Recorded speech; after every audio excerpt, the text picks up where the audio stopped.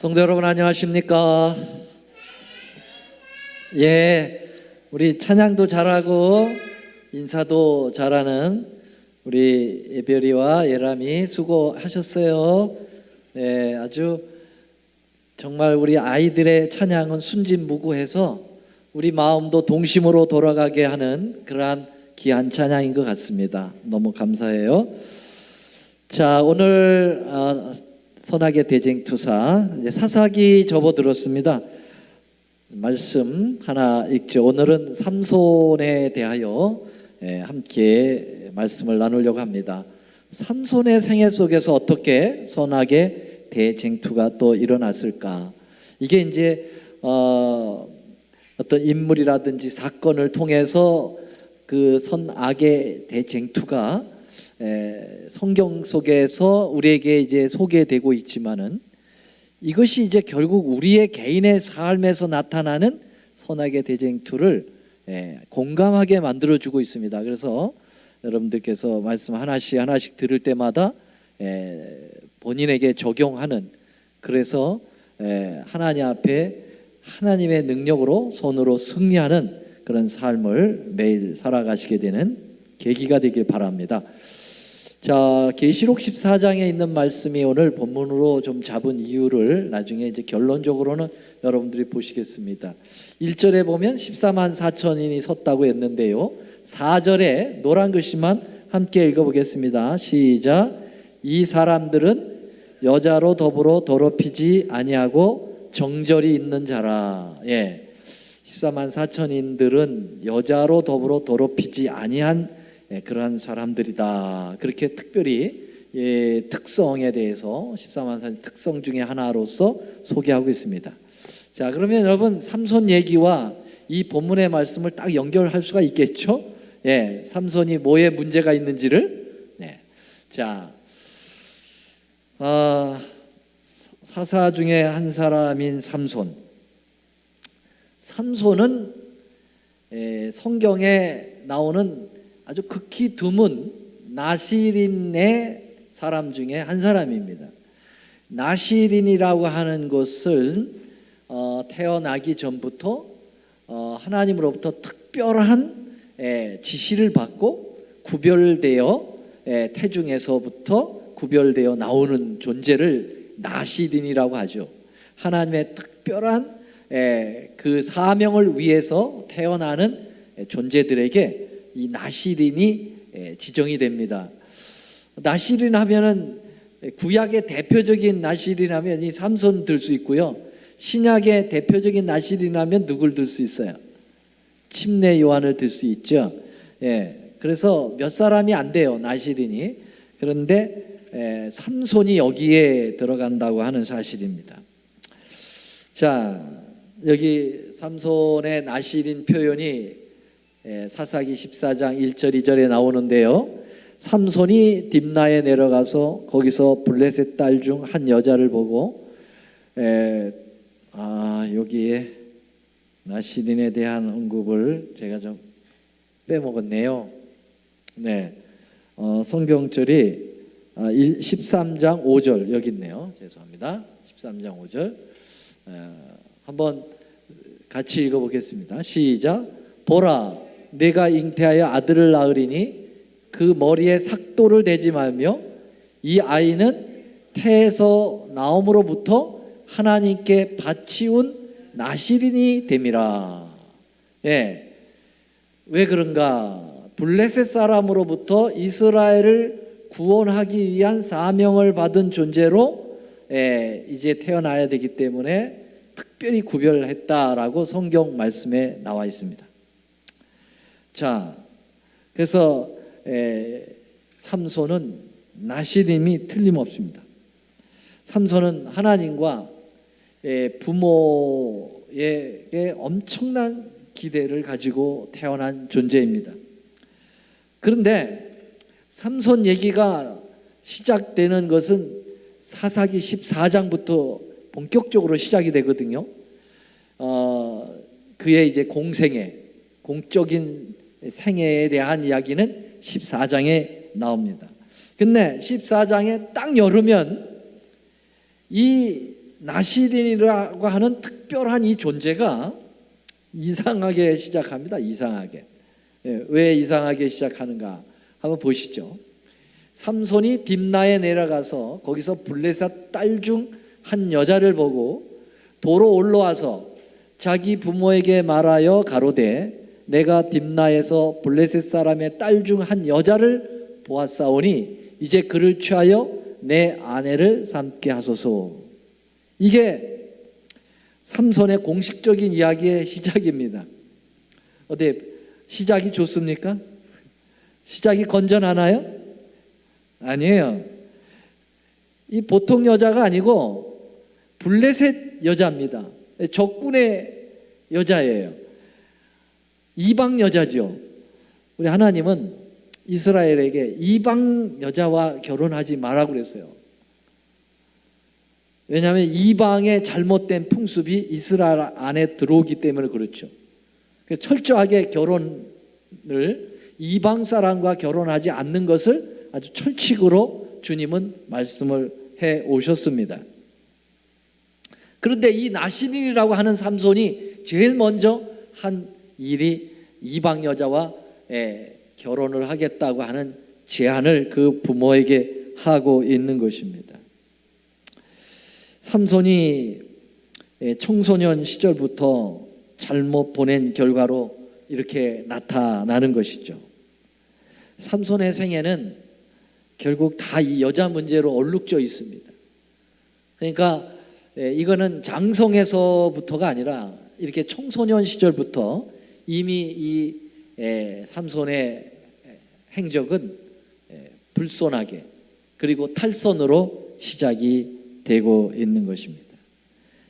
나시린이면 나시린답게 신앙적으로 살았어야 하는데 일찍부터 그는 블레셋 이방 청년들과 어울렸다고 하는데 문제가 있게 되는 거죠. 그래서 여기 부조와 선지자 562쪽에는 이렇게 이야기합니다. 만일 삼손이 그의 부모처럼 하나님의 명령을 충실히 순종하였더라면 그의 운명은 보다 더 고상하고 행복하였을 것이다. 그러나 우상 숭배자들과 교제함으로 그는 타락하였다. 소알천이 블레셋 나라에 가까이 있었으므로 삼손은 그들과 다정하게 어울리게 되었다. 그리하여 그 젊은 시절에 종교에 싹이 터서 그 영향은 그의 전생애를 어둡게 했다라고 이야기하고 있습니다. 여러분, Y 부인이 그 학교를 세울 때 어디다 주로 세웠습니까? 도시에 세웠습니까? 시골에 세웠습니까? 아주 까마득한 시골에 세워요. 앤드루스 가보면은 완전히 깡촌이죠. 거기다가 세우고, 저 PUC 산꼭대기에다가 세우고. 왜 그랬습니까? 이 세상에 이 친구들하고 교제를 하지 못하도록 하는 방어책으로 아마 그렇게 한 것 같아요. 그런데 지금은 뭐 아무리 공간을 그런 데다 갖다가 둬도 다 이 인터넷으로 인해서 온 세계가 네트워크로 이루어지기 때문에 소용이 없습니다만은 한때 삼육학교들이 이렇게 아주 한적한 곳에 자리를 잡음으로써 교육에 아주 상당히 도움을 받은 것은 사실입니다. 자, 이때 사귄 이 블레셋 여자와 결코 떨어질 수 없는 상황이 되었던 것 같아요. 그래서 그 부모에게 결혼을 승낙해 줄 것을 강력하게 요구합니다. 이때 부모가 말렸을까요? 말렸죠. 그런데 블레셋 삼손은 말을 안 들어요. 얘야, 하나님께서 원하지 않는 이방 여자를 왜 사귀려고 하느냐? 근데 거기에 대한 대답이 뭔지 아십니까? 난 그 여자가 좋아요. 그게 답이에요. 다른 얘기 없어요. 난 그 여자가 좋아요. 이방이고 뭐고 상관없어요. 그냥 내가 좋다니까요. 그렇게 우겨가지고 이 부모도 이 마노아라고 하는 적인데 그 마음이 좀 여린 것 같아요. 단호하질 못하고 삼손에게 질질 끌려가는 부모의 형태입니다. 마치 엘리 제사장하고 비슷하다고 할까요? 그래서 결국은 이제 이방 여인하고 결혼을 하게 되는 과정 속에 있게 되겠습니다. 여러분, 우리의 개인적 선악의 대쟁투에 있어서 중요한 싸움장이 어디냐면 가정입니다. 가정이 선악의 대쟁투의 또 하나의 싸움장이죠. 전투장이죠. 마귀는 가정이 깨지면 신앙이 깨진다는 것을 잘 알고 있습니다. 그래서 가정 시작부터 신앙이 없는 이방인과 결혼을 하도록 참으로 마귀가 활동을 열심히 하는 거지요. 부단히 노력을 하는 거죠. 그러면 가정이 풍지박산이 되는 것입니다. 여기 부조와 선지자 563쪽에는 삼손과 같은 길을 추구하는 사람들이 얼마나 많은가. 삼손과 같은 길을 추구하는 게 뭘까요? 안 믿는 사람하고 결혼하는 신앙인들이 얼마나 많으냐 이 말이에요.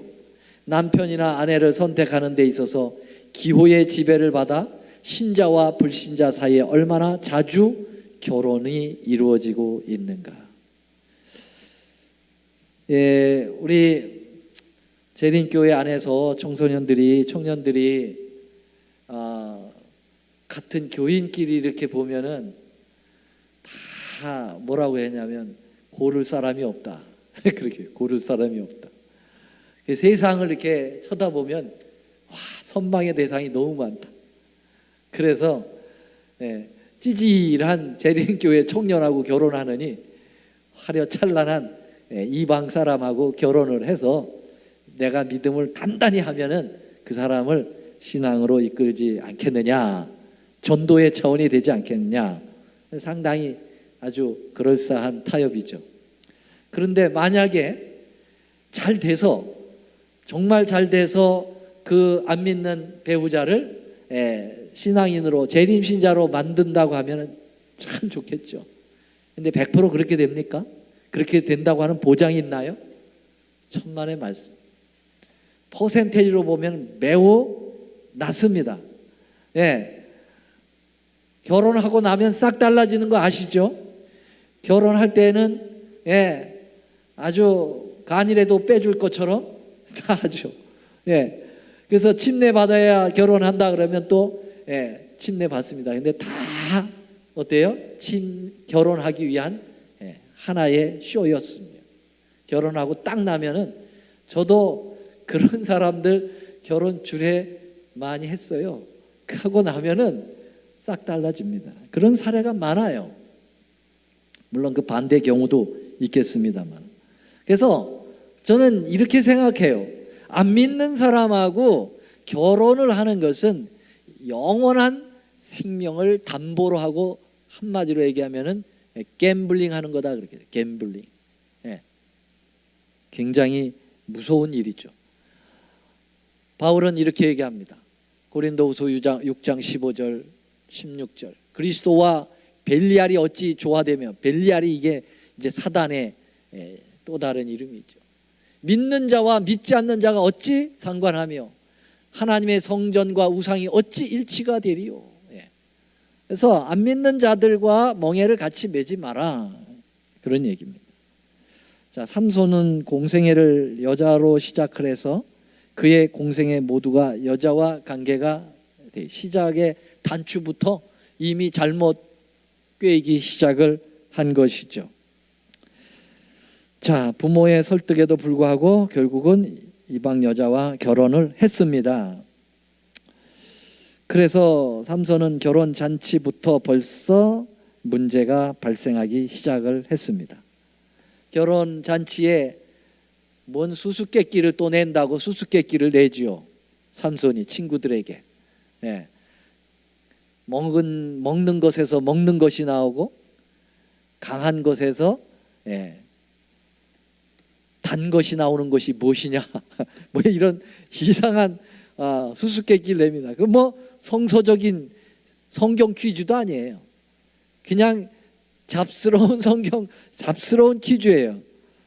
세상적 퀴즈예요. 그냥 세상 놀이를 하고 있는 거예요. 그래서 이걸 뭐 하면은 옷 30벌을 갖다 친구들에게 주겠다.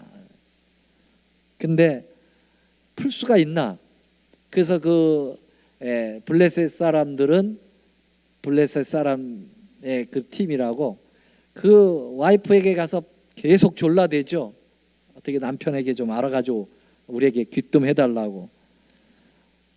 그래서 부인이 그렇게 와이프가 자기 동족들이 그렇게 요청을 한다는 말 하지 않고 거짓말로 자기가 알고 싶다고 나한테만 얘기해달라고 그래서 얘기해 줬더니 다 풀어버렸어요. 그래서 수수께끼에 이겼습니까? 졌습니까? 예, 삼손이 졌습니다. 이 말은 뭘 의미하냐면 이미 결혼 시작부터 부인에게 배신을 당했다는 거죠. 가정이 벌써 조짐이 보이게 된 것입니다. 그래서 결국은 그 수수께끼 진 것에 대한 선물을 마련하기 위해서 블레셋 사람들을 노략을 해가지고 노략질을 해서 거기서 얻은 걸 가지고 나눠주면서 화가 나서 자기 화를 감당하지 못해가지고 어떻게 했습니까? 여우를 300마리를 잡아가지고 꼬리에 묶어가지고 이 밭에다가 풀어놓음으로써 온 밭이 불바다가 황폐시켜버리는 그런, 한마디로 말하면은 감정대로 하는 막 나가는 막가파의 그러한 모습을 나시린이 하나님을 정말 믿고 따르는 그런 훌륭한 지도자가 이러한 짓을 하고 있는 것입니다. 결국은 블레셋 사람들에게 악감을 품게 해서 오히려 블레셋 사람들이 이제 유대로 쳐들어오는 빌미를 마련해 주지요. 그래서 유대 사람들이 깜짝 놀래가지고 이 블레셋 사람들에게 우리가 삼손을 잡아가지고 너희들한테 인계할 테니까 우리를 공격하지 말아달라고 이야기합니다. 그래서 오케이, 삼손만 남겨라. 그러면은 우리가 침범하지 않겠다. 그래서 삼손에게 가서 야, 우리를 위해서 네가 좀 포승을 당해야 되겠다. 삼손은 자신이 만만합니다. 자기의 힘이 믿어가지고 말이죠. 그래서 나를 묶으시오. 그리고 나를 블레셋 사람들에게 데려다 주시오. 그래서 묶어서 데려가서 이제 블레셋 사람들이 그를 처단하려고 할 때 어떻게 했습니까? 힘을 주니까 그를 묶었던 그 밧줄이 마치 불탄 새끼줄처럼 완전히 끊어지고 괴력이 나타나서 블레셋 사람들을 쳐 죽이기 시작을 하는데요. 이 나귀 턱뼈로 1,000명을 순식간에 죽여버립니다. 참 하는 행동 하나하나가 괴해한 행동을 하고 굉장히 감정적이고 파괴적인 행동을 하고 있는 것입니다. 조금도 하나님의 정신하고는 맞지 않아요. 물론 블레셋을 압도한다라고 하는 차원에서는 좀 그건 하나는 좀 봐줄 수 있지만은 그것은 참 하나님의 성품과는 전혀 다른 모습들입니다. 자, 이렇게 1,000명을 죽이고 난 다음에 분이 좀 가라앉았어요. 그래서 자기 집으로 내려가서 정신을 차려서 20년 동안은 정신을 차려서 사사의 역할을 하게 됩니다. 짧은 기간은 아니었어요. 그래도 정신을 차릴 때가 있었어요. 여기 사사기 15장 20절에 보면은 블레셋 사람의 때에 삼손이 이스라엘 사사로 20년을 지내었다 그랬습니다. 그래서 정신을 좀 차리고 일을 하나 했습니다. 그런데 그냥 사사로 지냈다라는 말만 나와요. 그리고 사사로 그가 지낸 공과에 대해서는 하나도 나오질 않아요. 그냥 딱 성경절 이 한 절로 끝내버렸어요. 이 말은 뭘 의미합니까? 사사 역할을 했다는 거예요, 안 했다는 거예요? 그냥 직분만 유지하고 그냥 20년을 그냥 보낸 거예요. 여러분 예언의 신을 찾아보니까 예언의 신에도 이 삼손이 사사의 역할을 했다는 말이 한마디도 안 나와요. 참 직분만 가지고 아무 일도 하지 않는 그러한 우리의 성도들 있지 않습니까? 교회마다 직분은 받았어. 그러나 아무 일도 하지 않습니다. 네. 이러한 모습이 바로 삼손의 모습이었습니다. 20년이 지난 다음에 심심했나 봐요. 다시 성적 충동이 일어났습니다. 그래서 옛날 버릇이 다시 일어난 겁니다. 그래서 그는 사사의 이제 직분도 내던져 버리고, 그리고 가사라고 하는 지역으로 내려가서 기생집을 찾아가는 것입니다. 그래서 여러분 이 청소년 시절에 그 가졌던 습관은 이거 벗어버리기가 참 어렵습니다. 이게 언젠가는 또다시 튀어나오는 거예요. 그래서 우리의 이 어린 아이들서부터 이 교육이 그렇게 필요한 것입니다. 그래서 삼육 교육이 그렇게 필요한 것이죠. 네. 그래서 이 삼손에게 이 모습이 또 나타나서 기생집으로 간 것입니다. 그 기생은 누굴까요? 그 유명한 소래골짜기 한 여인 들릴라라고 하는 여인입니다. 들릴라. 들릴라의 뜻이 소비자라는 뜻이에요. 이 상대의 정욕을 소비시키는 여자예요. 이름 자체가 아주 더러워요. 그런 여자와 사귀는 것입니다. 이미 술에 방종한 흔들리는 나시린의 유혹을 받게 되는데요. 여기 565쪽에 보면은 부조화 선지자 삼손이 자기의 출생지에서 멀지 않은 소래골짜기의 한 여인을 사랑하였다. 그 이름은 들릴라였는데 소비자란 뜻이다. 소래골짜기는 포도원으로 유명하였는데 이건 역시 이미 술에 방종한 흔들리는 나시린을 유혹하였다. 그리하여 삼손은 자신의 순교를 파괴하고 하나님과 결속한 다른 줄을 끊었다. 여러분 나시린에게 금하는 것이 있어요. 특별히 금하는 거 있어요. 뭐를 금해야 돼요? 네? 여기 그 삼손에게는 삭도를 대지 마라. 머리를 깎지 말라는 거예요.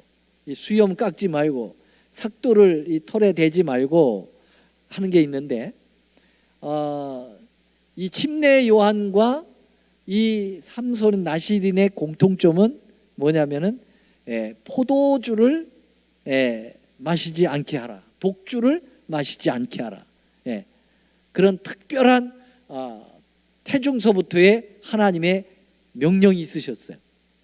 근데 이 삼손이 굳이 어디로 가는 거예요? 소래골짜기로 가는 거예요. 소래골짜기는 뭐 하는 거예요? 네, 거기에 와이너리가 있는 거예요. 와이너리. 여러분 어디에 와이너리가 있나요? 나파에 있어요. 나파밸리에 와이너리가 굉장히 큰 거 있어요.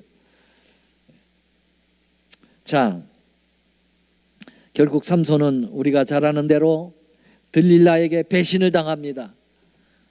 블레셋 사람들에게 포로가 되고 결국 두 눈이 뽑히면서 연자방아를 돌리는 이방 사람들의 놀이개로 전락하게 맙니다. 이게 바로 성적 타락의 결론은 뭐냐? 이런 정말 세상 사람들에게조차 뭐 하는 거예요? 놀이개감이 돼버린다는 사실이죠.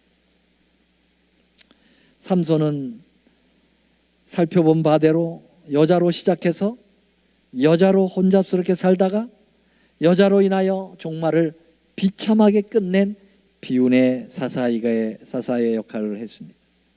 물론 마지막 회개하여 반전을 시도해서 자살함으로써 자기와 함께 죽음으로써 블레셋을 섬멸하기도 했지만은 삼손이 구원을 받았을까요? 안 받았을까요? 잘 모르겠어요. 구원을 끝에는 어떻든 블레셋을 다 멸망을 시키고 자기도 죽었습니다만은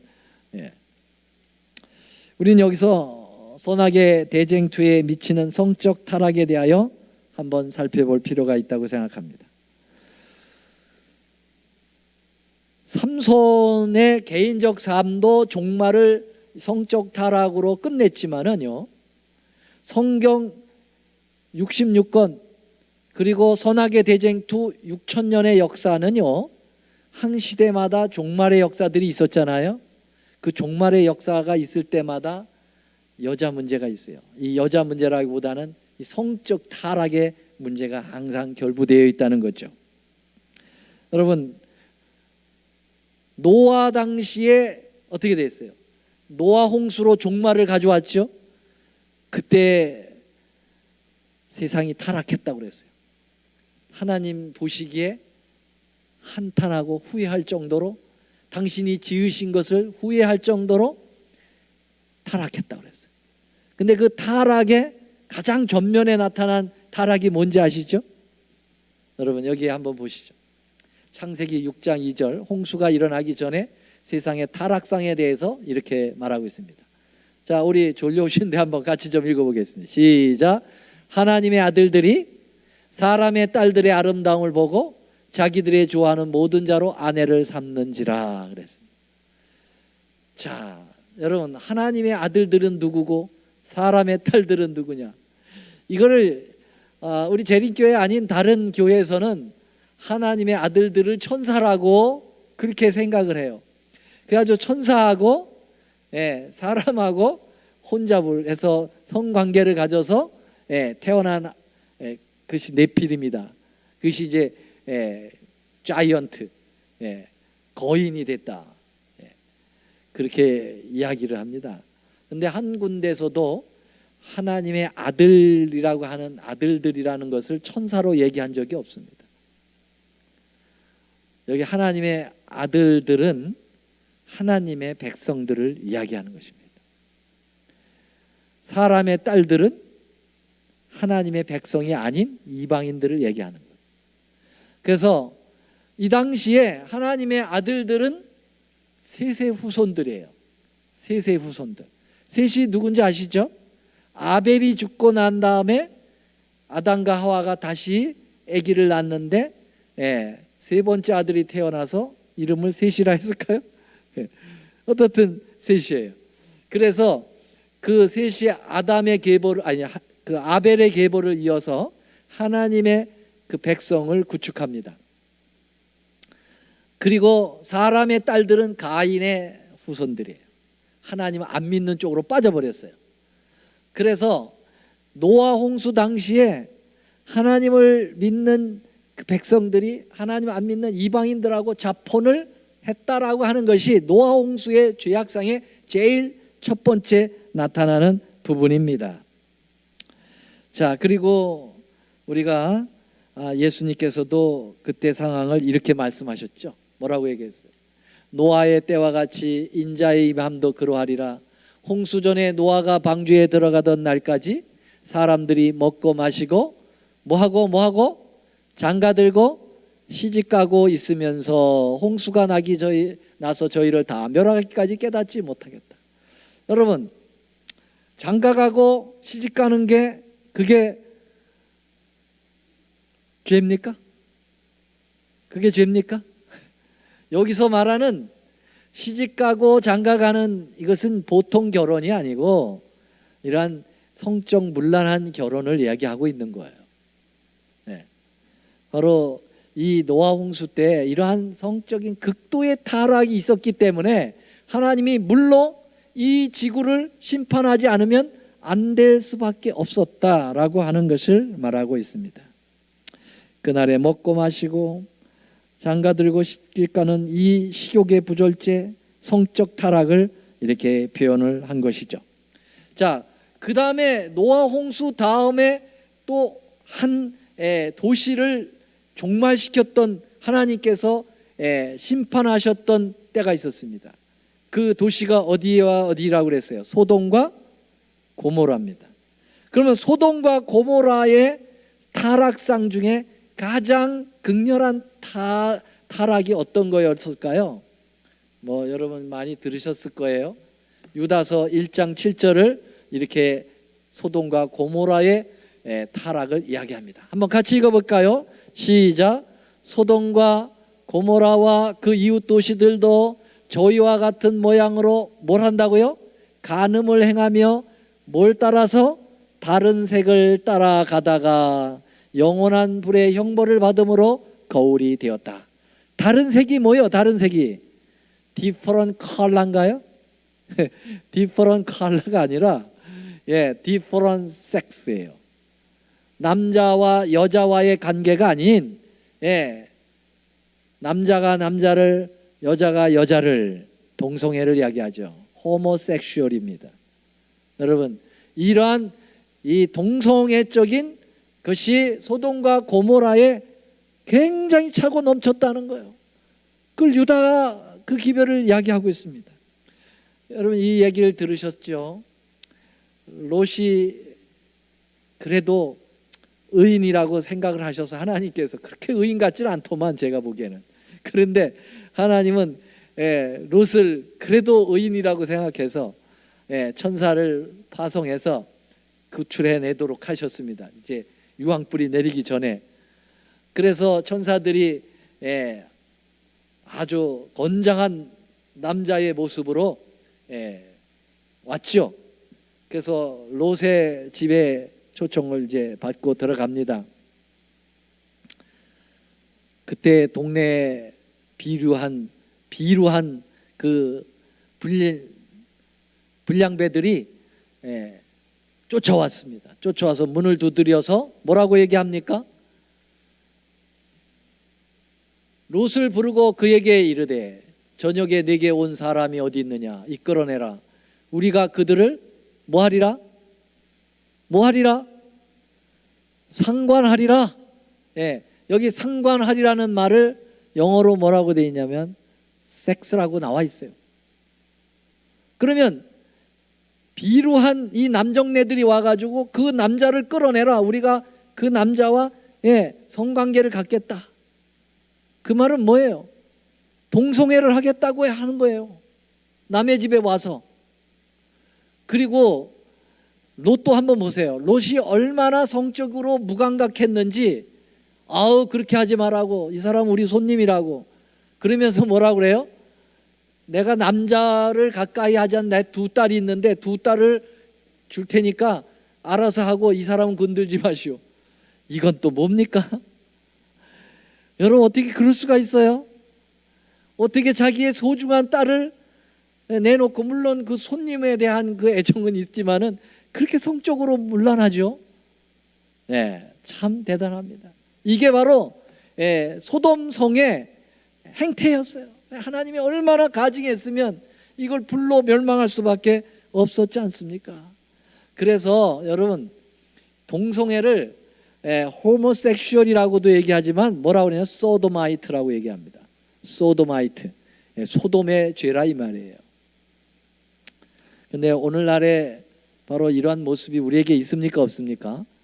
지금 우리가 살고 있는 이 미국은 동성애가 합법화됐잖아요. 그렇죠? 네, 동성애자들이 데모합니다. 뭐라고 껏빛하면 데모합니다. 참으로 제가 오늘 이 설교를 해가지고 이거 어떤 동성애자들이 어필을 하잖아요. 그럼 저는 감옥 가야 돼요. 이런 설교하면 안 되게 돼 있어요. 세상 법이 그렇게 돼 버렸어요. 여러분 제가 있었던 LA 나성중앙에 있을 때 그때 그 LA에서 가까운 파사다나라고 하는 재림교회 한 목사님이 영어로 이 설교하다가 고소당했습니다. 세상이 이런 세상이 돼버렸어요.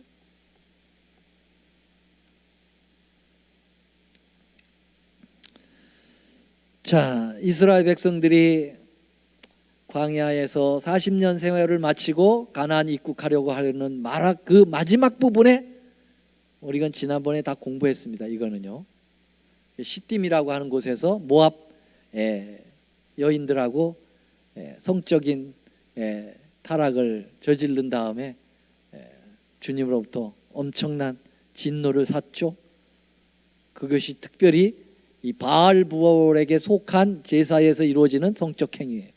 그러니까 이방 신에게 예배 드리는 것이 바로 뭐냐면 성적인 그러한 행습을 통해서 예배를 드려요. 그 사람들이. 그걸 따라서 한 거예요. 이스라엘 백성들이, 그 거룩한 백성들이. 그래서 결국은 가나안은 바로 목전에 두고 들어가지 못했어요. 수 없는 사람들이.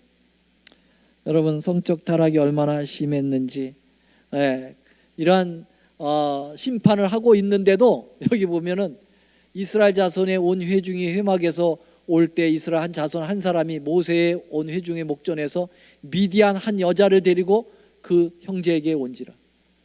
이런 지금 이런 심판을 내리고 있는데 이방 여자를 데리고 그 저기로 들어가서 자기의 그 장막에 들어가서 그 짓을 하는 거예요.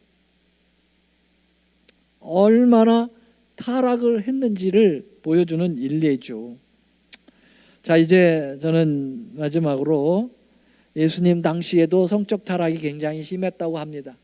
여기 산상보훈에 보면은 가버나움에서 로마의 군의 장교들은 정부와 함께, 이 정부라는 말은 뭐예요? 정부라는 말은 부정한 여자예요. 이 여인들하고 유원지에 나타나 산보하였다.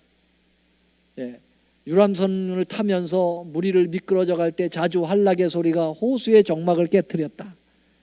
그때도 예수님 당시 때도 그렇게 성적으로 타락했다. 그래서 예수님이 심지어는 이렇게 말씀하셨어요. 제 7계명을 재해석을 하셨습니다. 또 간음치 말라 하였다는 것을 너희가 들었으나 나는 너에게 이르노니 여자를 보고 음욕을 품는 자마다 이미 마음에 간음하였다. 그렇게 표현하고 있습니다. 그래서 여러분, 이제 지구 종말에 하늘 가기 직전에 성적 타락은 심각한 수준이 될 것입니다. 성경은 이렇게 얘기했습니다. 마태복음 24장 12절에 예수님의 재림 징조를 얘기하면서 불법이 성함으로 많은 사람의 사랑이 식어지리라. 내가 이것을 알라 말세에 고통하는 때가 이르리니 배반하며 팔며 조급하며 자고하며 쾌락을 사랑하기를 하나님 사랑하는 것보다 더하리라. 그렇게 이야기했어요. 이게 말세에 대한 징조 중에 하나다. 여러분, 14만 4천인은 오늘 본문의 말씀을 연결하고 마치겠습니다. 뭐 해야 돼요? 여자와 더불어 더럽히지 않아야 돼요. 이건 물론 영적인 간음이라고 먼저 생각을 해야 되겠습니다만은 영적 간음 플러스 육적 간음까지 포함됩니다.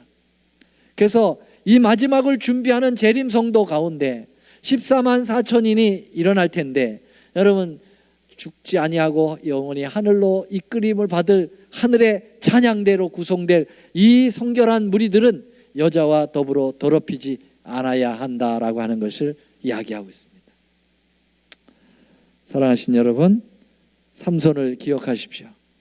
우리는 어쩌면 이 마지막 시대에 나시린과 같은 재림을 준비하는 남은 무리들이어야 됩니다. 우리는 어쩌면 나시린이라고 생각할 수 있어요. 구별된 사람들입니다. 그래서 여러분, 우리는 술과 담배를 하지 않고 정말 깨끗한 우리의 몸을 유지하는 것과 동시에 여러분, 성적으로도 깨끗한 그러한 존재로서 마지막을 살아가야 될 것이라고 믿습니다. 오늘 말씀 여기서 마치겠습니다. 사랑의 주님, 삼손의 오늘 삶을 저희들이 뒤돌아보면서 참으로 성적 타락이 얼마나 비참한 최후를 가져오는지를 배우게 되었습니다. 또 각 시대마다 종말이 있을 때는 언제든지 성적 타락이 있었음을 배우면서 이 지구의 마지막 종말 시대에 살고 있는 우리에게 어떠한 정결함이 있어야 될지를 가르쳐 주셔서 감사합니다. 주님, 세상이 악합니다. 정말 악합니다. 주님, 우리가 가만히 있어도 악에 물들을 정도입니다. 주님, 우리의 이 세상을 정결하게 하시는 성령 하나님을 우리 마음에 모시게 하여 주시고, 또 말씀으로 우리가 마음을 깨끗하게 하며 기도로 주님과 함께하는 그러한 거룩한 백성들이 되게 하여 주셔서 마지막 재림을 준비하여 살아가는 믿음의 백성들 되도록 인도하시옵기를 우리 구주 예수님의 이름으로 간절히 기도 올리옵나이다. 아멘.